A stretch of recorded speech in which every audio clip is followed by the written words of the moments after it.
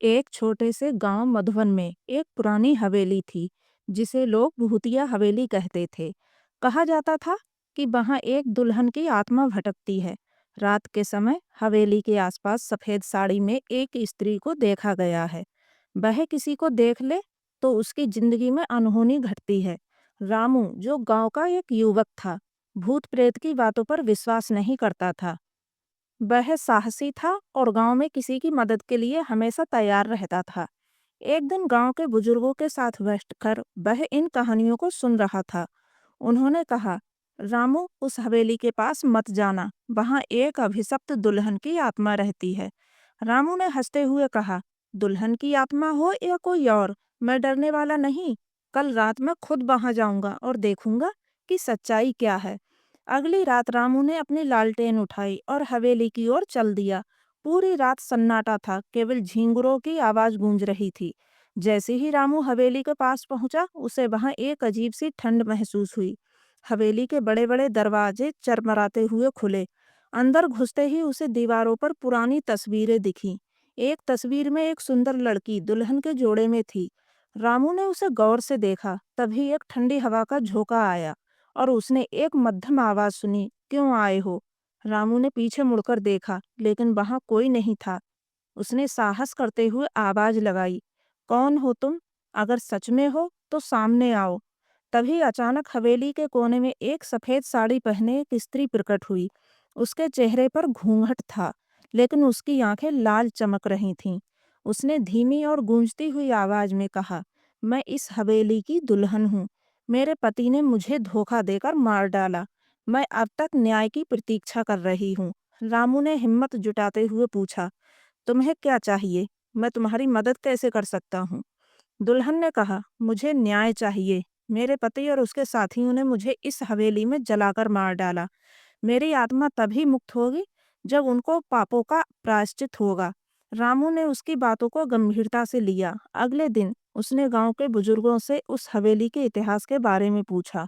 उन्होंने बताया कि कई साल पहले हवेली के मालिक ठाकुर धर्मवीर ने अपनी पत्नी सुशीला को दहेज के लिए जला दिया था।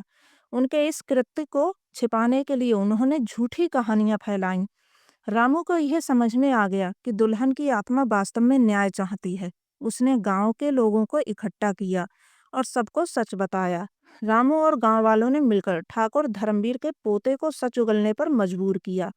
उसने कबूल किया कि उसके दादा ने ही सुशीला को मार डाला था। इस सच के सामने आने के बाद गांव के मंदिर में पूजा रखी गई और दुल्हन की आत्मा के लिए शांति की प्रार्थना की गई। उस रात रामू फिर से हवेली गया। इस बार हवेली में वह सफेद साड़ी वाली स्त्री खड़ी थी, लेकिन उसके चेहरे पर शांति का भाव था। उसने रामू से कहा, तुमने मुझे न्याय दिलाया, अब मैं मुक्त हूँ, धन्यवाद। इसके बाद वह हवा में विलीन हो गई। हवेली का माहौल बदल गया और वहां की भूतिया कहानियां भी धीरे धीरे समाप्त हो गईं। भूतिया हवेली की नई कहानी, दुल्हन की आत्मा को मुक्त हुए कुछ महीने बीत चुके थे। गांव में अब हवेली को लेकर डर खत्म हो गया था।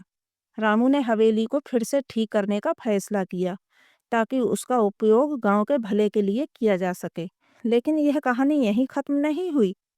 एक दिन जब रामू हवेली में सफाई कर रहा था, तो उसे एक पुराने लोहे का संदूक मिला।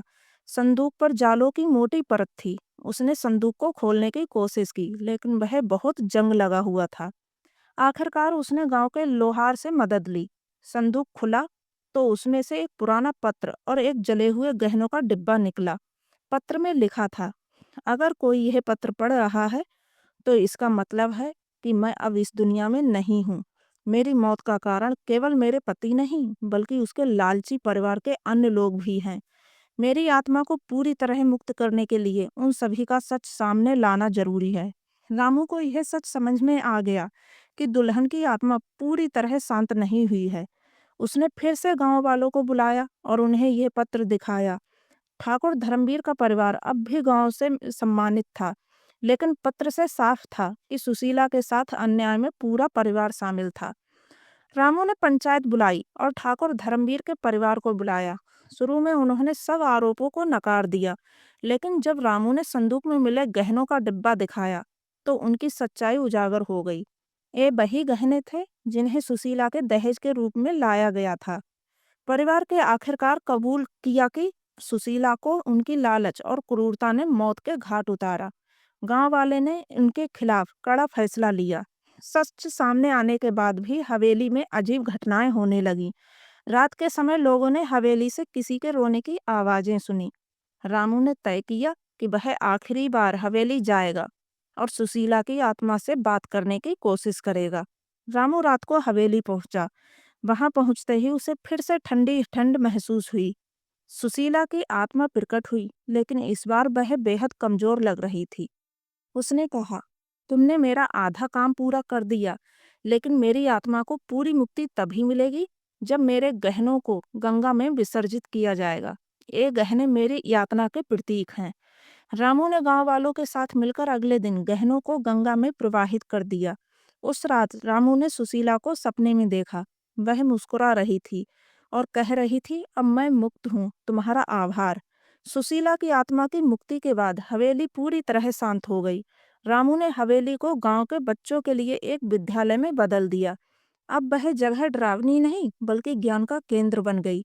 इस घटना के बाद रामू की बहादुरी और न्याय की तलाश की कहानी पूरे गांव में फैल गई। लोग अब यह मानने लगे कि न्याय का कोई न कोई रास्ता जरूर निकलता है। रामू ने सुशीला की कहानी को सबक मानकर अपने जीवन को भी सुधारने की ठानी। उसकी कोशिशों ने मधुबन गांव को एक नई पहचान दी। अब वह जगह ना डर की बल्कि उम्मीद और बदलाव की मिसाल बन गई।